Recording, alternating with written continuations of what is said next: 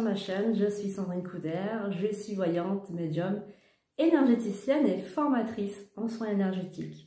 Très heureuse de vous retrouver aujourd'hui mes amis, donc bienvenue à tous mes abonnés, bienvenue aussi aux non-abonnés et aux futurs abonnés. Donc si vous avez quitté cette chaîne et que vous êtes revenu, bienvenue à vous aussi. Très heureuse de vous faire cette vidéo sur votre âme et ce qu'elle fait lorsque nous dormons, la nuit exactement. Alors, on fait plusieurs choses quand on dort. Donc, la première des choses, c'est une grande détente en fait du corps physique. Mais comme nous ne disposons pas que d'un corps, que nous disposons de plusieurs corps en fait énergétiques, subtils, il se passe bien des choses lorsque vous dormez avec ces corps subtils. Alors, ce qu'il faut savoir, c'est que il y a un seul corps qui va, donc en fait, si vous préférez, se soulever et partir quand vous dormez, c'est votre corps astral. Voilà, ce corps astral, il fait des voyages donc astraux. Et lorsque vous dormez, il va donc, d'abord, il va en fait, si vous préférez, se soulever. Donc, il est toujours, il n'est pas collé sur notre corps physique, il est au-dessus. Il va un petit peu faire sa vie, quoi. Il va un petit peu se nettoyer comme ça, se soulever. Et ensuite, il va partir. Donc, sans que vous vous en rendiez compte, en fait, vous allez croire que vous êtes en train de rêver, etc. Et en fin de compte, non, votre corps astral, lui, il a quitté votre corps physique. Donc, il est rattaché à celui-ci par le cordon d'argent.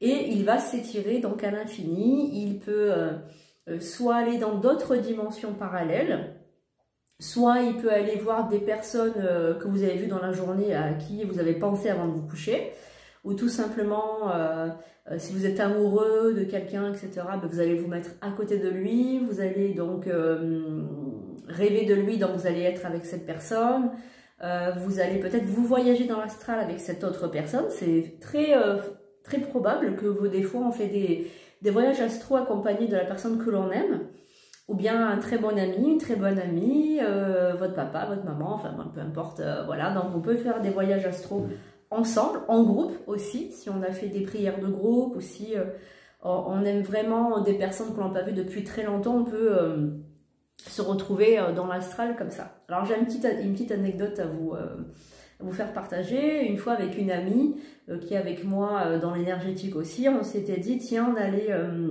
si on allait faire quelque chose ensemble et tout, on se donne rendez-vous et puis on va voir, on va voyager, on va aller peut-être se promener dans l'espace, on va faire quelque chose. Et puis donc on s'est retrouvés dans un endroit, donc nous on avait choisi le Canada. Moi j'adore le Canada, j'ai toujours rêvé d'y aller. Et on avait choisi cette destination et on s'était retrouvés là-bas. Voilà, donc ça n'a pas duré très longtemps, parce que moi je ne suis pas trop portée sur le voyage astral, je sais le faire, mais je sais guérir aussi dans l'astral, etc. Mais c'est quelque chose que bon, voilà, je préfère que ce soit les autres qui le fassent.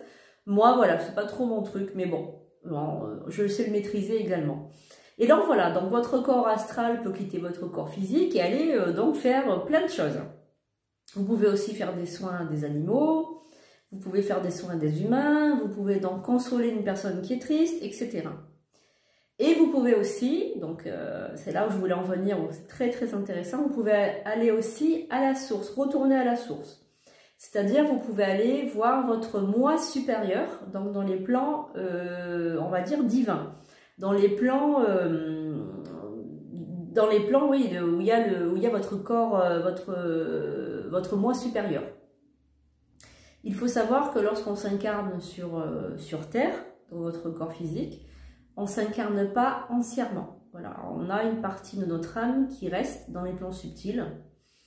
Parce que si on avait toute notre âme qui s'intégrerait dans notre corps, on exploserait, puisque le corps physique n'est pas assez fort pour en fait contenir une âme aussi puissante. Donc on s'incarne juste un petit bout. Et le reste, vous le laissez dans l'astral, dans l'énergie subtile, dans les plans divins, on va dire ça. C'est un autre plan qui n'est pas le nôtre. Lorsque vous vous couchez, c'est pour ça qu'on dit la nuit porte conseil. Pourquoi on dit ça? Parce que lorsque vous vous couchez avec une idée en tête, très souvent le matin, vous avez la réponse. Ça, c'est très connu. En fait, vous avez la réponse parce que votre corps astral, votre âme, quitte le corps physique, va se ressourcer au niveau des plans subtils. Et quand elle revient s'intégrer dans le corps, donc ça fait vous savez, quand vous réintégrez dans votre corps, très souvent, ça fait un phénomène de, on a l'impression de sursaut, comme ça, de sursauter. C'est que votre corps astral est rentré trop brutalement dans votre corps physique.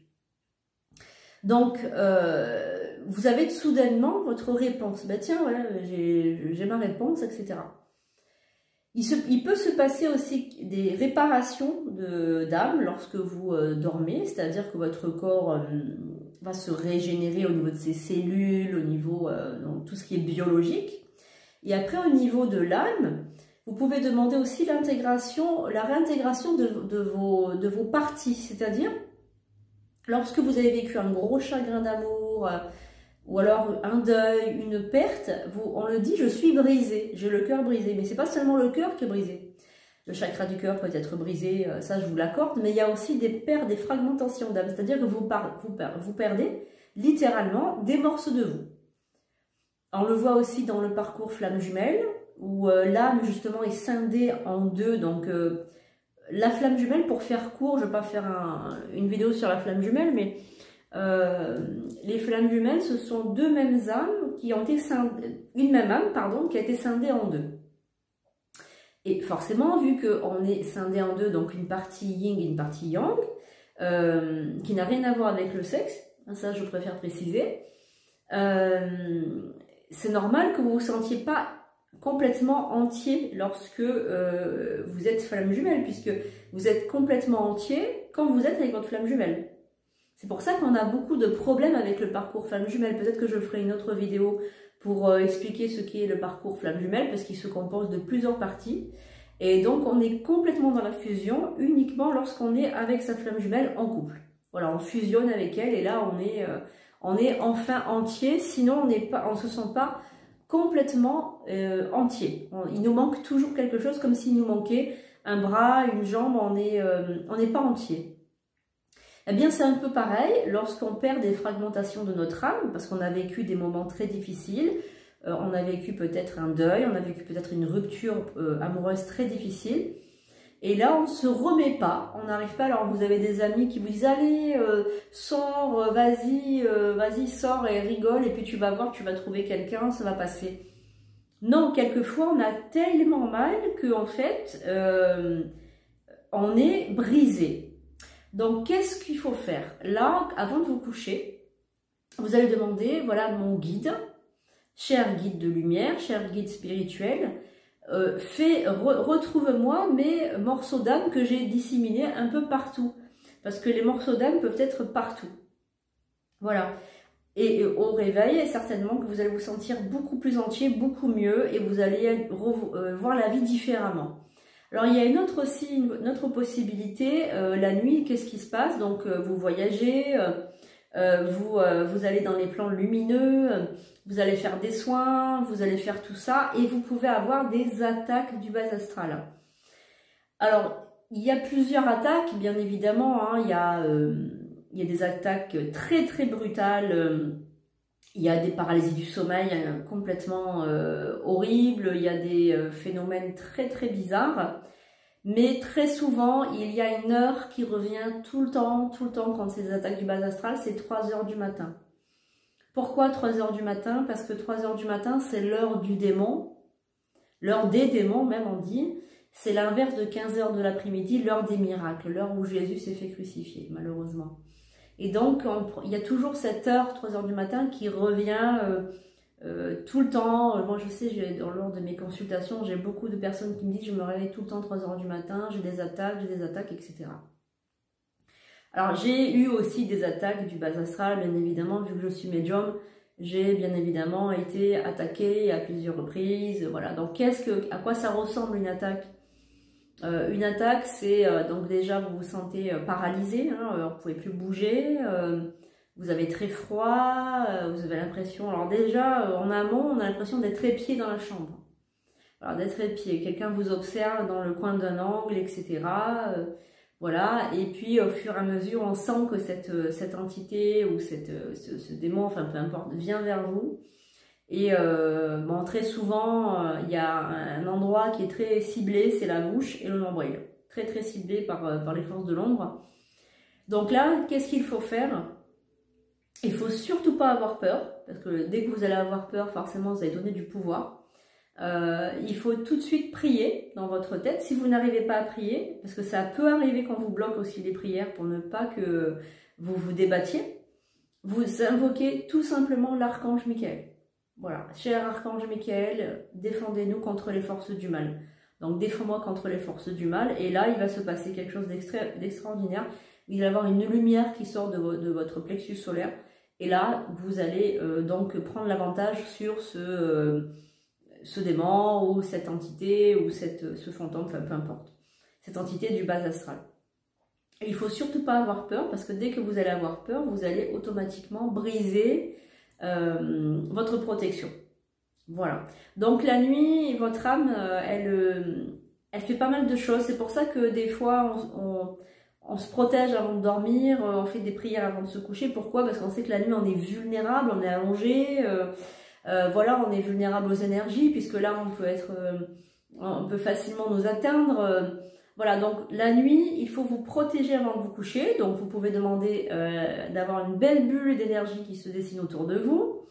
Voilà, faites la bulle d'énergie, vous faites votre cohérence cardiaque, vous faites une prière, ou voire 2 prières. Vous pouvez dormir aussi avec votre chapelet autour du cou.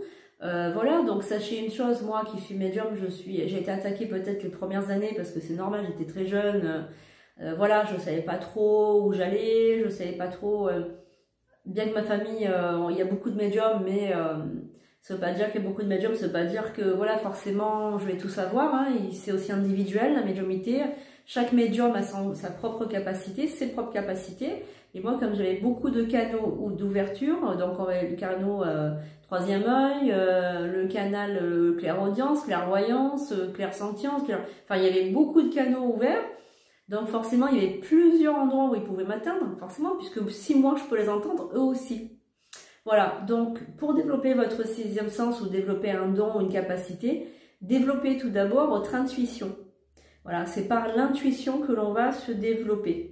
L'intuition, elle est facilement reconnaissable. Hein, vous avez votre intuition qui vous parle, votre petite voix qui vous parle, écoutez-la. Très souvent, votre petite voix vous parle, mais vous faites comme si elle n'était pas là. Donc forcément, elle va pas persister puisque vous ne l'écoutez pas. Voilà. Après, vous pouvez utiliser pour vous entraîner des oracles. Donc allez sur ma chaîne de formation.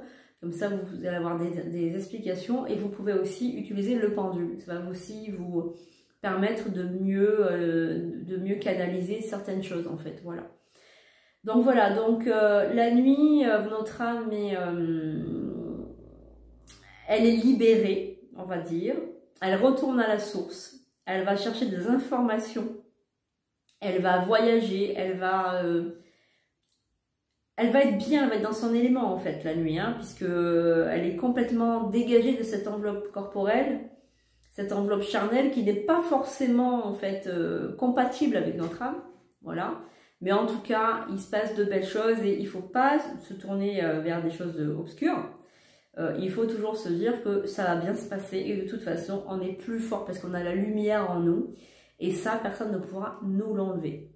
Voilà les amis, j'espère que cette vidéo vous aura plu. Si c'est le cas, n'hésitez pas à mettre un pouce en l'air, à vous abonner à ma chaîne. Et moi, je vous dis à très bientôt pour de nouveaux tirages, de nouvelles vidéos. Et on se retrouve, n'oubliez pas, samedi soir, le 19 mars à 20h30 pour votre soirée, l'au-delà, la mort et l'après-vie. À bientôt les amis.